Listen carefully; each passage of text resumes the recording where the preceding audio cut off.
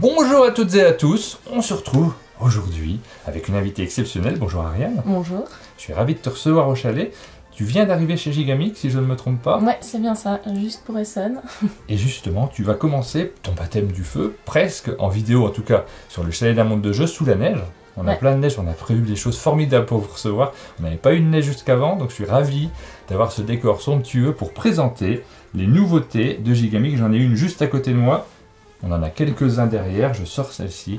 Vous avez plein de jeux qui vont arriver ou qui sont déjà arrivés, parce que c'est le cas de celui que je viens de sortir là, auquel vous allez pouvoir jouer comme d'habitude.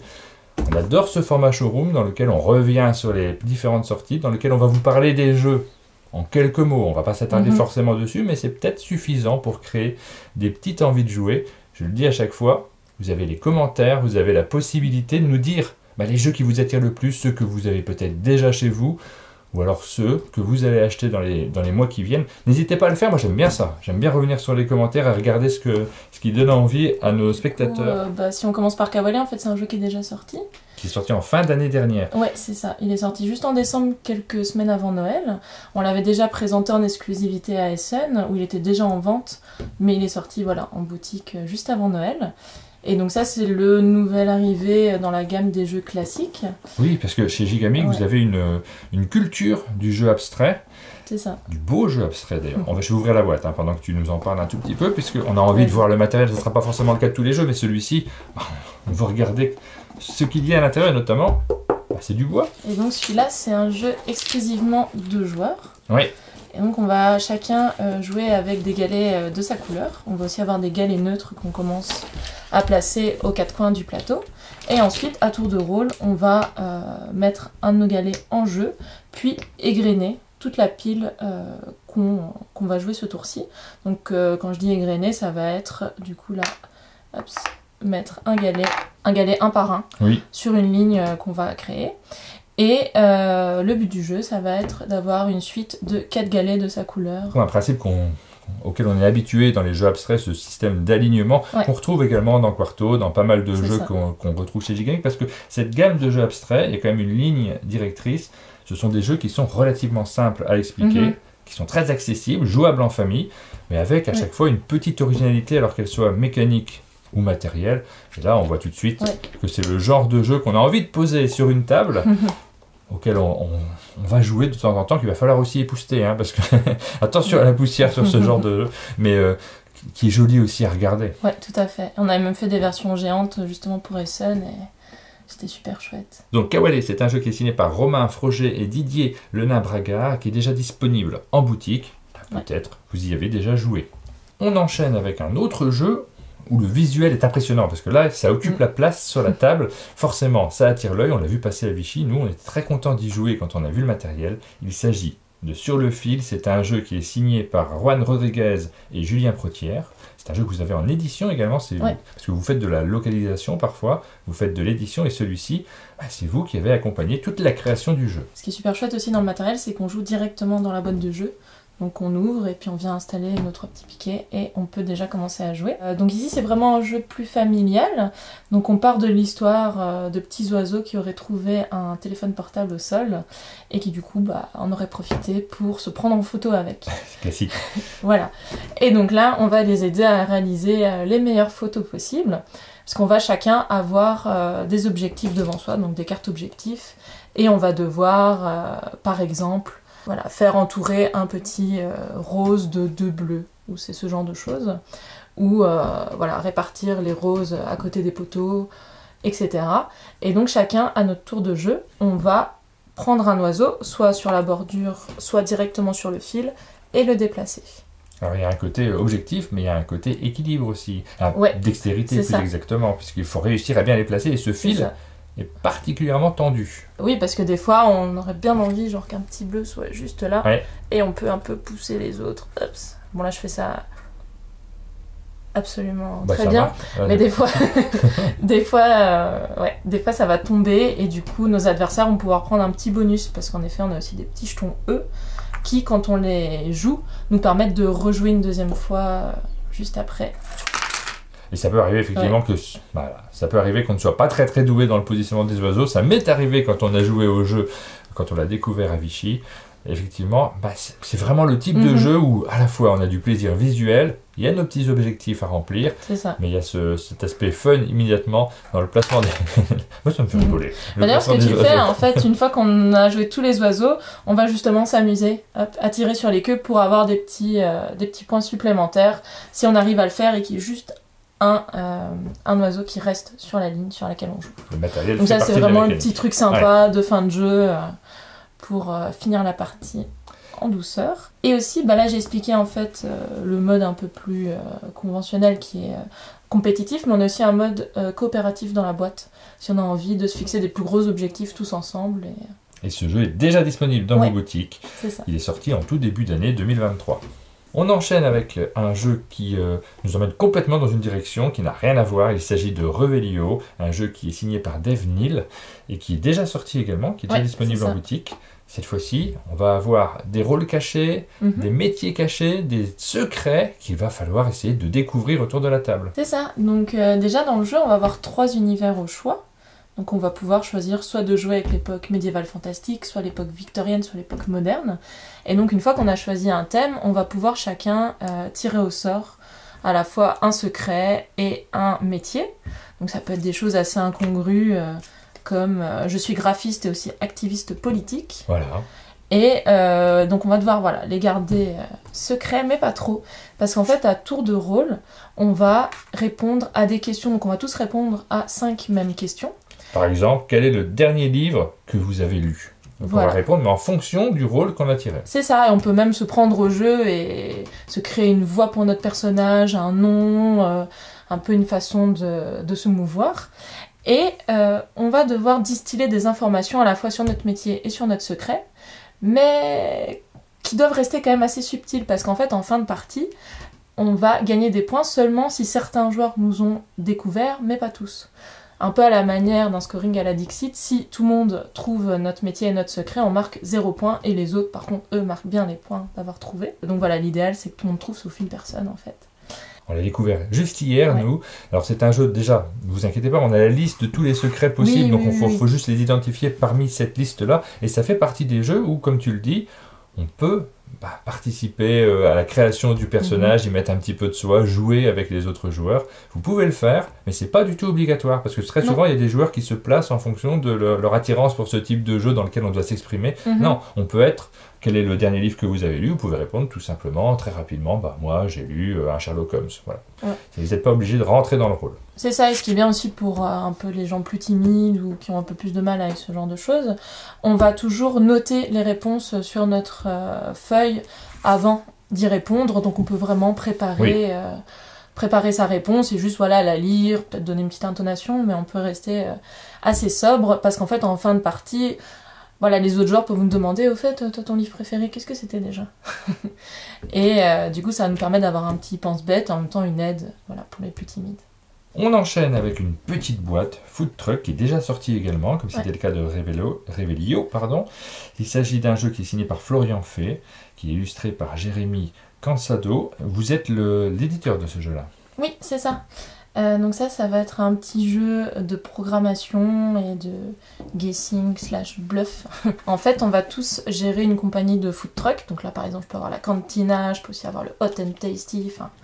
On s'est un peu amusé avec les titres. Et on va tous démarrer en fait avec les mêmes plats dans notre food truck. On va avoir des pizzas, des hot dogs, etc. Mais on va tous aussi avoir un petit dessert unique.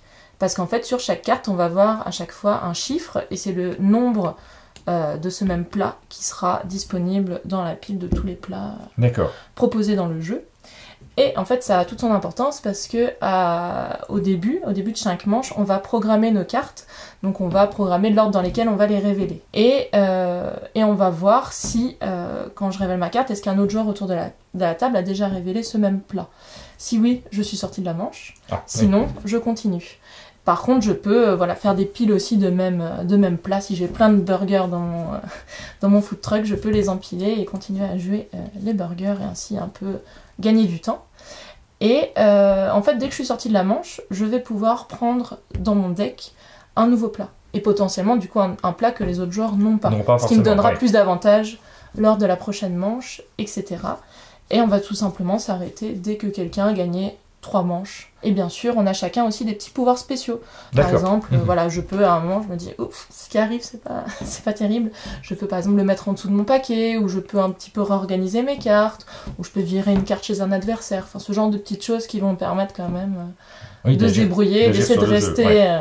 Rester en lice le plus longtemps possible. Donc un petit jeu malin, très ça. rapide à expliquer, qu'il faut vivre, parce que là on vous fait le descriptif très rapidement, mais forcément il faut participer autour de la table pour se rendre compte de la dynamique que cela génère, et vous voyez surtout le cadre dans lequel vous pouvez le sortir aussi, parce que c'est le genre de petit jeu qu'on glisse dans sa poche, bon on fait une grande poche, mais en tout cas dans son sac, pour pouvoir l'emmener partout et jouer, par exemple, sur la terrasse d'un food truck.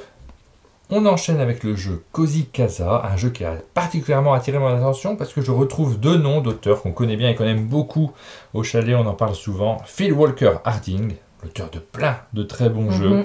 Je ne vais pas tous les citer, mais c'est l'auteur notamment de Baron Park que moi j'aime beaucoup. Baron Park, c'est l'auteur de Super Mega Lucky Box, de Sushigo, et Matthew Dunstan, un auteur qu'on aime beaucoup également au chalet, qui est l'auteur de Bubble Stories, dans les jeux pour enfants, de Elysium, de plein d'autres jeux qu'on apprécie vraiment beaucoup. Next Station London également, forcément, ils se réunissent sur un jeu. On a envie de le découvrir avec un matériel là aussi qui est original, puisqu'on a une petite étagère. C'est ça. En 3D, dans lequel on va glisser des tuiles. En fait, on va donc chacun gérer notre petite étagère où on va pouvoir ranger des animaux, des bouquins, des jeux, des plantes et tout ce qu'on veut. Et on va devoir en fait remplir à la fois des objectifs personnels cachés.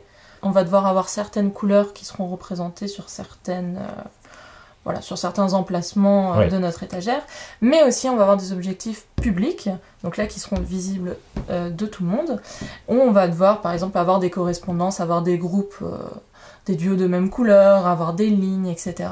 Donc à partir de tout ça, on va devoir s'arranger pour s'en sortir au mieux, et donc quand c'est notre tour, on va pouvoir prendre jusqu'à 3 objets qui sont côte à côte, et qui sont libres.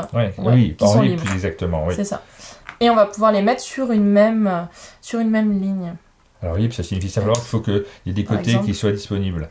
Ouais, c'est ça. Donc on peut prendre des différents éléments et remplir notre étagère en essayant de correspondre aux différents objectifs, ce qui n'est pas toujours très simple. Il faut souvent s'adapter, il faut souvent surveiller ce que font les autres. Donc ça ne va pas être la même dynamique quand on joue à 2 joueurs, parce que là on est vraiment très concentré sur notre adversaire pour essayer d'éviter qu'il bénéficie d'effets qui lui soient trop favorables. Et quand on joue à plus nombreux, on se concentre peut-être parfois un peu plus sur son étagère personnelle, puisque c'est un jeu qui va pouvoir se jouer aussi bien à 2 qu'à 4 joueurs. Puis on a aussi le côté un peu course, parce qu'en fait le premier qui va finir son étagère va mettre fin à la partie. Du coup on va vouloir peut-être plus en prendre par groupe de 3, même si dans le lot il y a des choses qui nous arrangent un peu moins, pour justement un petit peu rusher son étagère. Et ce jeu, vous le connaissez peut-être parce qu'il sort en version française sous le nom de Cozy Casa, mais il était déjà disponible notamment sur la plateforme Board Game Arena, parce qu'il y a peut-être pas mal d'entre vous qui jouent sur cette plateforme, et sur Board Game Arena, ça doit être le nom anglais, j'imagine. Oui, je crois que c'est aussi encore My Shelfie. Exactement, mais vous pouvez le découvrir, si vous voulez affiner votre avis après cette présentation, on peut y jouer sur cette plateforme. Nous vous l'avions présenté sur la chaîne l'année dernière, quand vous étiez venu au chalet. Critical, c'était un jeu extraordinaire, qu'on avait adoré, nous on n'hésite pas à le dire, un jeu qui nous permet de devenir maître du jeu, c'est ce qui est marqué sur la petite... le petit, je sais pas comment ça s'appelle ça, l'emballage de boîte, en tout cas l'argument, devenez le maître du jeu. C'est aussi une initiation au jeu de rôle très accessible. L'an dernier, on vous avait présenté Critical Fondation, et là, nouvelle boîte, qui s'appelle comment ? Qui s'appelle Sanctuaire. Donc là, c'est aussi la saison 1. Donc en fait, ça va vraiment être sur le même principe que Fondation. Donc on va avoir 9 épisodes d'à peu près une demi-heure et qui vont pouvoir être joués soit un à un par soirée, ou on peut carrément se les enchaîner si on veut des parties un peu plus longues. Parce que ça va vraiment être la même histoire donc qui se suit. Et donc histoire totalement différente de Fondation. Fondation, on était dans un futur proche avec vraiment un petit peu plus d'enquête, un peu... Voilà, on essaie de déjouer des complots. Ici, on est plus sur un thème plus classique en fait du jeu de rôle. On va être sur du médiéval fantastique et on va chacun avoir une fonction telle qu'être guerrier, être mage, etc. Et on va ici partir à la recherche de l'île sanctuaire du dieu singe, mais en chemin, il va y avoir des monstres qui vont se réveiller et autre chose sympathique. Et on va aller jusqu'au combat final qui sera même contre les dieux. Donc c'est assez ambitieux comme chemin. Et on va avoir donc pas mal de matériel qui est hyper joliment illustré par Vincent Dutray en fait. Donc ça reste les mêmes auteurs que le premier tome, mais on est dans un totalement nouvel univers, avec un nouveau type d'illustration et vraiment une narration complètement différente. On a pas mal de matériel, là on a vraiment par exemple une carte de l'univers qu'on va avoir dès le début. Et donc chaque épisode en fait se compose à chaque fois d'un livret 4 pages. Ouais, c'est juste ça, donc ça on peut le lire tranquillement la veille quand on est maître du jeu. Et on l'a quand même devant soi comme support. Ça nous suggère voilà, un petit peu d'histoire. On peut bien sûr l'agrémenter à notre façon, imaginer quelque chose tout à fait autour. Ou au contraire, si on est un peu plus timide avec l'expérience ou pour les premiers épisodes, on peut vraiment un peu s'y réfugier et s'appuyer tout à fait là-dessus. Et ça sera déjà amplement suffisant en fait. Oui, bah, c'est une des richesses de ce jeu-là, c'est qu'il est très accessible, comme c'est indiqué, hein, pour devenir maître du jeu, pour découvrir en tout cas le jeu de rôle. Et c'est pour ça que tu as raison d'insister sur le fait que cet univers-là est entre guillemets plus classique, mais en fait correspond plus à l'image que se font beaucoup de personnes qui n'ont pas l'habitude de faire du jeu de rôle, parce qu'en vrai dans le jeu de rôle il y a tout, mais c'est un univers d'heroic fantasy, donc on a déjà des petits repères qui me donnent envie pour certains. Il y a beaucoup de personnes qui nous disent on aimerait bien faire du jeu de rôle, on a vraiment envie, on n'a pas le temps. Là, c'est des parties de 30 minutes. Quand tu dis qu'il faut le préparer la veille, c'est même pas nécessaire. Hein. 1 heure avant, ça peut suffire complètement. Voilà. C'est très rapide à utiliser. L'aide de jeu ici, derrière, pour le maître du jeu, très simple, très clair. Donc c'est un jeu d'entrée pour découvrir le jeu de rôle, et en même temps, les vieux briscards vont vraiment s'amuser.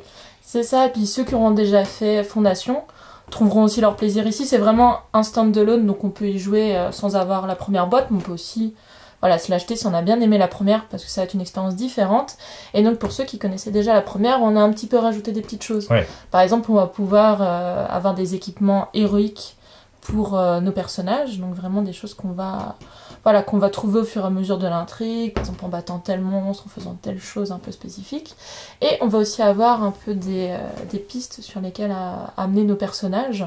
Donc on va pouvoir choisir plusieurs orientations. Par exemple, si je suis guerrier, je vais peut-être pouvoir débloquer une habilité pour pouvoir attaquer en double. Si je suis mage, je vais peut-être pouvoir soigner, par exemple, ou d'autres choses comme ça qu'on va pouvoir découvrir. Et ça, au fur et à mesure des épisodes, on va pouvoir comme ça un peu plus développer notre personnage. En fait, celui-là est vraiment plus orienté sur le développement du personnage, sur les armes qu'on va lui attribuer, etc.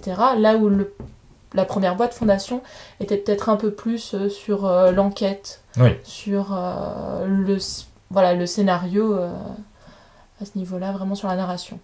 Donc c'est Critical, Sanctuaire, et ça sortira aux alentours du Festival des Jeux de Cannes. Mais ça sortira en fait vraiment pour Cannes, c'est ça. Toujours pour la période de Cannes, on a un petit jeu, mais alors qu'on connaît, parce que si vous étiez sur le Festival des Jeux, notamment l'année dernière, il y avait un stand au nom de Faux Culte. Il s'agit d'un jeu de quiz sur l'univers du cinéma. Mais alors, pas le quiz dans lequel on vous pose une question, quel film a été réalisé en 1971 par Martin Scorsese. Non, c'est pas ce genre-là, c'est un petit peu plus rigolo que ça. Oui, c'est ça, c'est plutôt en fait pour les gens au final qui sont peut-être moins cinéphiles. C'est plutôt ceux qui vont s'y retrouver, parce qu'en fait ça va être qu'autour de ça va être autour de films connus de tous, et en fait même si on les a jamais vus, on connaît un petit peu l'imaginaire qu'il va y avoir autour. Et en fait sur chaque carte on va avoir un mauvais commentaire, un commentaire un peu insolite venant d'Allociné ou d'une autre plateforme du style, et donc le meneur du jeu va devoir lire cette critique, et les autres joueurs vont devoir retrouver de quel film il s'agit.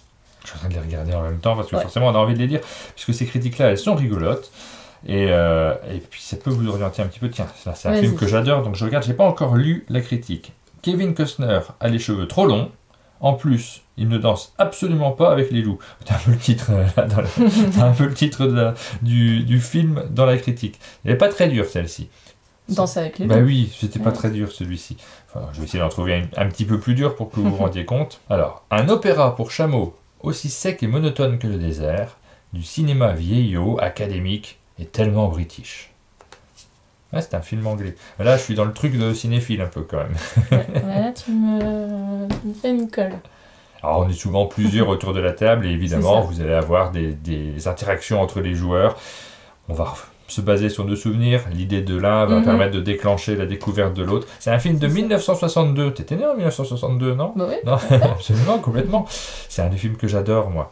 Il s'agissait, vous l'aviez trouvé chez vous. L'indice s'affiche en bas de l'écran. Je trouverai un truc au montage. Il s'agit du film Le Rose d'Arabie de David Lean. Alors, un chef-d'œuvre d'ennui sur un gangster qui aime manger des burgers et tuer des gens en récitant la Bible. What the fuck? Peut-être tu t'as dit la date, c'est sorti en 1994 ou 94 pour nos amis français. Ah, Pulp Fiction? Ouais, Pulp Fiction. C'est ça? Ah, mais j'ai vu sur la date, moi j'ai un spécialiste des dates de films. Je l'ai plus en tête en fait, le scénario, mais oui. Bah oui, bien sûr, j'ai pas de souvenir par rapport à la Bible. Bon bah voilà, c'est un petit jeu dans lequel nous avons plein de petits extraits, donc c'est rigolo à lire, rien que pour lire les critiques qu'on trouve sur les sites internet et qui sont parfois rigolos en eux-mêmes. Et puis derrière, il y a cet aspect quiz qui est toujours sympathique. Ouais, puis même quand on a écoulé toutes les cartes, en fait, il y a aussi des petites variantes qu'on peut faire. On peut par exemple se le rejouer à la version de Time's Up, on peut justement lire la critique et puis s'inventer en fait un autre film qui irait aussi, ou plein de petites variantes comme ça pour vraiment le rendre plus rejouable. On enchaîne avec Phantom Inc., un jeu sur lequel nous allons réaliser une vidéo, donc vous allez pouvoir la découvrir également sur la chaîne, et c'est un jeu très malin qui nous permet de jouer avec les mots notamment. En fait, par équipe, on va tous avoir un fantôme, et donc par définition, le fantôme ne pourra pas nous parler. Et il va s'adresser donc aux autres joueurs de son équipe qui seront les médiums et qui vont devoir essayer de comprendre le mot auquel ils pensent. Et donc les 2 fantômes, celui de chaque équipe, vont avoir le même mot. Par exemple, hier on a joué, le mot était pain. Donc ça va être à chaque fois comme ça des mots assez communs. Et donc chaque équipe de médiums va tirer plusieurs questions et pourra en donner au fantôme. Par exemple, quel thème de soirée lui conviendrait le mieux? Bon, pour du pain, ça va être un peu compliqué. Dans quel jeu apparaît-il? Etc. Et donc, voilà, l'équipe va donner sa question à son fantôme qui va commencer à répondre à la question lettre par lettre. Ah oui, mais ça, il prend un petit crayon et il commence à écrire doucement la réponse. Mais il n'y a que son équipe qui connaît la question. C'est ça. Et à tout moment, son équipe, dès qu'elle pense avoir trouvé le mot qu'il essaye de leur communiquer, donc le mot indice, va pouvoir lui faire chut. Et à ce moment-là, il s'arrêtera dans son écriture. Donc le but, c'est de le faire arrêter le plus tôt possible pour que l'autre équipe comprenne vraiment pas l'indice et ne puisse pas s'en servir. Là, on voit sur la table les indices qu'on avait commencé à écrire hier. Ça, c'était nos adversaires. Et nous, on était en train de jouer sur ce jeu-là. Il fallait trouver le mot pain. Et nos adversaires ont commencé à écrire d'or. Do au départ, on a rajouté une lettre parce qu'il y a une petite mécanique, on va pas s'attarder sur les détails, mais qui permet parfois de rajouter des lettres à des indices qui ont été écrits. Do, vous voyez, nous, on voyait, Iman, et on avait bien du mal à savoir dans quelle direction l'équipe adverse était en train de partir, alors qu'on avait besoin de ces informations-là. On a trouvé un petit peu quand même des indices, on a réussi à en déduire certains, mais on a eu du mal sur cette partie. Et à tout moment, au lieu de poser une nouvelle question, on peut essayer de faire une proposition de mots. Bon, là, on voit par exemple la première proposition avortée de l'équipe adverse. Donc pareil, on va la faire lettre par lettre et le fantôme va taper sur la table quand la lettre est correcte et sinon va faire taire l'équipe quand ils partent dans la mauvaise direction. Vous le savez, quand on décrit un jeu comme ça qui ne sont pas si évidents à décrire, c'est que derrière, il y a vraiment un aspect très malin. Et qui donne envie de jouer parce que ça ressemble à rien. C'est pour ça aussi que c'est compliqué d'en faire la description. Ça ressemble pas à ce que l'on connaît habituellement. Et je sais que j'ai le public pour ce genre de jeu, moi, au Chalet. On enchaîne avec Evergreen. C'est un jeu qui nous emmène dans un univers très nature. On va avoir plein de matériel, des arbres. On va avoir un petit plateau individuel sur lequel on va construire nos différentes plantations. Et c'est un jeu qui est signé par, je ne sais pas si je le prononce bien, Hjalmar Ak. Dites-nous dans les commentaires comment on le prononce. Donc là, on va être sur un jeu un poil plus complexe, où on va chacun gérer sa planète avec son écosphère. Et en fait, on va avoir comme ça des cartes qui seront au centre du plateau. Et c'est un petit peu l'interaction qu'on va avoir dans le jeu, c'est qu'en fait, chacun, à notre tour, on va pouvoir choisir une des cartes. Et donc chaque carte va mettre en scène un des paysages qu'il va y avoir sur notre planète, et alors on va pouvoir jouer sur ce paysage et pouvoir en fait faire se développer nos petites pousses qui vont devenir à leur tour voilà, des petits arbres ouais. et des grands arbres. Et on va essayer comme ça de créer, à la fois de créer vraiment un grand écosystème donc connecté, mais aussi en fait à chaque fois, donc quand on va choisir notre carte pour jouer, il va toujours avoir une carte en plus que le nombre de joueurs, et donc la carte qui reste va être mise sur le côté. Le paysage de cette carte-là va valoir plus de points en fin de partie, donc en fait au contraire, ce sur quoi on ne va pas jouer va valoir plus de points, donc il va y avoir vraiment toute une petite tension à ce niveau-là. Et on va aussi marquer des points en fonction en fait du soleil qui à chaque manche va changer d'orientation et va venir éclairer du coup notre végétation de façon différente, parce que bien sûr si à un moment j'ai un grand arbre qui cache un plus petit, et bien le soleil ne va pas l'éclairer, et du coup sur cette manche là ça ne va pas compter de points. On a bien compris l'esprit du jeu, cet aspect dans lequel on va à la fois placer nos arbres, et puis il y a un petit côté poétique, parce que ça raconte l'histoire des saisons, l'histoire du soleil qui se déplace, et on voit devant nous, j'aime bien ça moi, avoir mon petit plateau individuel, et voir les éléments qui grandissent, et qui me permettent aussi de me dire j'ai construit quelque chose. Bien sûr, il y a les points de victoire, mais cet aspect personnel, j'y suis toujours très sensible. Je termine en disant quand même que j'aime beaucoup les illustrations. C'est un jeu qui est assez original d'un point de vue graphique. Voilà, vous voyez à l'image ce que cela représente. Donc l'illustrateur s'appelle Wenyi Geng. On enchaîne avec un petit jeu qui est publié par Gigamic, donc, mais en partenariat avec Big Potato Game. Et de ce fait, c'est pas la boîte définitive. Vous m'avez dit qu'elle brillait normalement. Elle brillera cette boîte-là. Ça s'appelle Fish and Shit. Nous avons des poissons sur la table que j'ai tous placés du côté non visible. On ne sait pas lequel est particulier, mais de l'autre côté, vous allez voir que ça brille aussi. Moi j'insiste sur le matériel qui brille, c'est très très important. En quoi ça consiste? Alors comme sur la pochette, en fait, donc tous les poissons vont être rouges sauf un qui sera bleu. Et en fait, à chaque manche, on va changer de meneur de jeu. Et donc le meneur, il va lire une question. Donc de son côté, il voit juste la question, et de l'autre côté, on a la même question avec la réponse. Donc tout le monde voit la réponse. Ouais, c'est ça. Tous les autres joueurs, sauf le meneur, vont voir la réponse. Par exemple, ici, c'est la plus grande pomme de terre du monde a un nom. Quel est-il? Donc ça va être comme ça des infos un peu insolites, un peu drôles. On va vraiment être dans des choses que normalement personne ne sait. On n'a pas les éléments, exactement. Voilà. Et donc là, tous les autres joueurs vont devoir tirer leur poisson. Donc ils savent leur rôle dès qu'ils le tirent.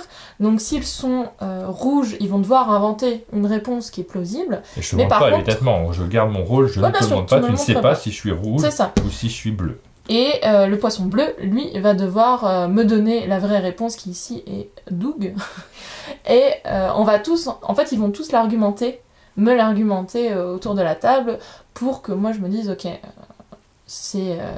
lui je suis sûre, c'est une mauvaise réponse. Et comme ça, je vais les éliminer au fur et à mesure. Et moi je vais marquer des points si j'élimine effectivement des gens qui m'ont donné une mauvaise réponse. Voilà, donc on est dans un jeu d'échange, d'ambiance autour de la table, évidemment, avec un matériel qui donne immédiatement envie de jouer. C'est ça, et puis toujours sur des thèmes complètement absurdes, donc ça rend aussi la chose plus drôle. Donc il y a un nom à la plus grande patate du monde. On aura appris quelque chose dans cette vidéo. Les cartes sont en anglais, mais évidemment elles seront en français dans la boîte. Oui, bien sûr.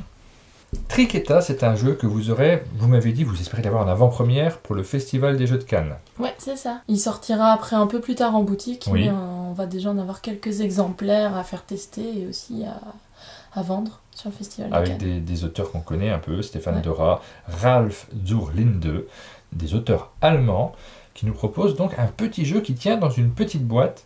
C'est le genre de petite boîte où on se dit « Ah, c'est un jeu pour 2 joueurs », mais non, pas du tout. C'est de 2 à 5 joueurs. Ouais. Et ça va prendre une dimension totalement différente à 2 qu'à 5 joueurs, et c'est ça aussi qui est très chouette. Donc là, comme le nom l'indique, donc Triqueta, en fait, c'est étymologiquement le fait de rassembler 3 choses ensemble. Et donc ici, on va essayer de faire des trios de mêmes animaux. Donc on va avoir 6 animaux différents, et chacun va pouvoir s'agencer comme ça en trio pour nous remporter le nombre de points que l'animal comporte sur sa tuile. Donc ça peut aller de 5 points à 10 points si on a un trio d'ours. Mais ça va pas être si simple. En fait, on va commencer comme ça avec des petites piles de fleurs de tuiles. Et quand c'est notre tour de jeu, on va pouvoir regarder notre tuile. Et on va avoir plusieurs rangées. Par exemple, là, si on joue à 3, on aura 3 rangées. Donc je regarde ma tuile et je peux la disposer sur l'une des 3 rangées. Puis ça va être à ton tour, tu vas en faire de même. Et à tout moment, au lieu de faire ça à mon tour, je peux choisir plutôt de prendre une ligne entière. Une rangée complète et garder les tuiles. La mettre devant moi. Ah oui, donc il y a toujours ce fameux dilemme de est-ce que je rajoute une tuile sur la rangée ou est-ce que je la prends avant que quelqu'un d'autre la prenne, parce qu'elle commence à devenir super intéressante, évidemment. Ouais, c'est ça. Ça va dépendre des valeurs de ces différentes tuiles. Si c'est des 10, est-ce qu'il y en a plus des tuiles 10 ? Non, alors ça va tous être la même chose, mais justement, quand tous les joueurs ont récupéré leur rangée, on ne jouera pas les dernières tuiles de la pile, et on va jouer comme ça en plusieurs manches. Mais en fait, tout le sel du jeu, ça va être qu'on voudra seulement des trios, parce que si d'aventure... j'avais déjà 3 lapins et que j'en récupérais un 4e parce que j'étais obligée de prendre telle rangée, et ben à ce moment-là, ça va m'occasionner des points négatifs. J'aurai plus 5 points, je vais en avoir moins 1, parce que j'ai une tuile en supplément. Si j'ai 5 lapins, je vais avoir moins 2, etc. Et au contraire, si je ne complète pas mes triquetas, donc par exemple là, si j'ai que 2 lapins, je vais juste avoir 2 petits points. D'accord. Un point par tuile. Ah oui. Donc je vais vraiment devoir m'arranger. Au début, j'ai envie de prendre des grandes rangées, puis au bout d'un moment, je vais devoir un petit peu tempérer, parce que sinon, les adversaires vont voir, Ariane a déjà 3 lapins, et paf, je bloque sa ligne avec un autre lapin, comme ça, celle-là, je sais qu'elle va pas vouloir la prendre. Donc là, j'ai dit, voilà, la règle de base, on va mettre nos tuiles sur des lignes, mais quand c'est mon tour, je peux aussi choisir de me garder la tuile pour moi-même, face cachée. Et ça, je peux le faire jusque 2 fois dans la partie. Donc on va aussi comme ça avoir des tuiles face cachée, on sait pas trop ce que nos adversaires ont, et on va pouvoir aussi juste bluffer. En fait, je peux juste prendre un truc qui toi t'intéresse, mais j'ai pas envie de te le donner. Donc ça va être aussi de la prise de risque, on va se mettre des bâtons dans les roues. Tout ce qu'on aime dans le jeu de société. Encore un jeu auquel il faut qu'on joue, auquel j'ai très envie de jouer. On termine avec D'Orge et de Blé. Alors c'est un jeu qui va apparaître un petit peu plus tard, après le Festival des Jeux de Cannes. C'est un jeu qui est signé par Scott Helms, un auteur que l'on connaît bien, illustré par Michael Menzel, un illustrateur que l'on connaît bien quand on a été un grand amateur de jeux à l'allemande, comme c'est mon cas. Alors c'est pas un auteur allemand, mais on retrouve quand même des mécaniques, des ressources en tout cas, qui vont nous faire penser à du jeu à l'allemande. Ouais, c'est ça. Écoute, on l'a aussi ramené ici, malgré qu'il sorte plus tard que le Festival de Cannes, parce que justement, je sais que c'était un de tes coups de cœur. Je suis reparti des sons avec, oui. Donc voilà, et donc nous, on propose la localisation en français, donc ça va se nommer D'Orge et de Blé. Et là, c'est vraiment un jeu exclusivement 2 joueurs. Donc on va chacun contrôler un village qui produit son propre pain et sa bière. Et en fait, en fin de partie, seuls les points du plus petit vont compter. Donc celui qui rapporte le moins de points, c'est uniquement ce qu'on va scorer. Donc du coup, il va falloir vraiment équilibrer tout au long de la partie les 2 productions en parallèle. Et aussi, l'autre petite chose un peu plus spéciale, c'est qu'on va jouer par manche. Donc on va alterner les manches fertiles et les manches de sécheresse. Et en fait, par exemple, là, on commence par une manche fertile. On va avoir plein de ressources au centre de la table, mais lors d'une saison sèche, on va éliminer la bonne moitié des ressources. Et du coup, ça va devenir un petit peu plus tendu. Parce que si à un moment je veux certaines ressources et qu'en fait Martin les a pris avant, et malheureusement je ne les aurai pas ce tour-ci. Et de la même façon, si moi à un moment je suis un petit peu trop avide de ressources et que j'en stocke trop, et ce qui va dépasser de mon entrepôt va aller chez Martin. Donc on va vraiment comme ça avoir une interaction tendue tout du long, à la fois sur la gestion des ressources, mais aussi sur les cartes. Oui, parce que c'est un jeu dans lequel il y a pas mal de cartes, effectivement, on voit qu'il y a les autres cartes qui sont différentes. Il va y avoir à la fois des cartes de bière et des cartes de pain. Et aussi, ce qui est hyper sympa, c'est qu'en fait, chaque carte est composée de 3 éléments. Donc, quand je la joue, soit je peux la jouer pour récupérer des ressources, si tant est qu'elles soient disponibles, ou je peux la jouer pour produire ma bière ou mon pain, si j'ai les bonnes ressources à dépenser, ou je peux aussi faire un pouvoir que je vais mettre en dessous du plateau. Donc, c'est soit un pouvoir circonstancielle, donc par exemple à chaque fois que je vais récolter de l'eau, je vais en prendre une en plus pendant tout le reste de la partie, ou ça peut être aussi des façons de scorer pour la fin de partie. Par exemple ici, pour chaque lot de 2 cartes pain vendues, je gagne un point de victoire supplémentaire. Et vous voyez donc le plateau classique avec les illustrations de Michael Menzel qui nous ramènent directement. Très souvent on se retrouve au Moyen-Âge, dans un univers européen en général. Cette fois-ci, on va cultiver nos champs et on va fabriquer du pain. Donc ça fait rêver, hein. Rien que le thème fait rêver. Au moins ça me fait rêver. On voyage. Voilà, on ne rentre pas davantage dans les détails de D'Orge et de Blé. C'est un jeu qui va arriver au printemps. Ouais, c'est ça, ça va arriver à peu près début avril, on espère. Et ça sera déjà peut-être jouable à Cannes dans l'espace pro, ou voilà, on a déjà quelques boîtes qui commencent à arriver en tout cas. Donc on vous a présenté pas mal de jeux sur le début d'année 2023. On comprend tout de suite que ça ne sera pas tout. Il va y avoir d'autres surprises sur la suite de 2023. Vous connaissez déjà tous les jeux qui vont sortir jusqu'à la fin d'année? Non. Il y aura encore quelques surprises. Donc on aura le temps et l'occasion de reparler des différents jeux qui paraîtront chez Gigamic. Merci beaucoup Ariane de nous avoir présenté le début d'année 2023. On reparlera de ces jeux, nous, dans nos différents formats, à la fois en vidéo news, puisqu'on va en présenter certains sur la chaîne. C'est le cas de Phantom Inc. On réalise une vidéo spécifiquement sur ce jeu-là, mais sur les autres, on vous les présente généralement dans la vidéo news. On a des boîtes, du coup, on aura l'occasion de faire des parties et de vous les présenter, et également en Twitch. Donc n'hésitez pas à vous abonner à notre chaîne pour regarder ces différents formats. Merci, et puis à très bientôt à tous. À bientôt.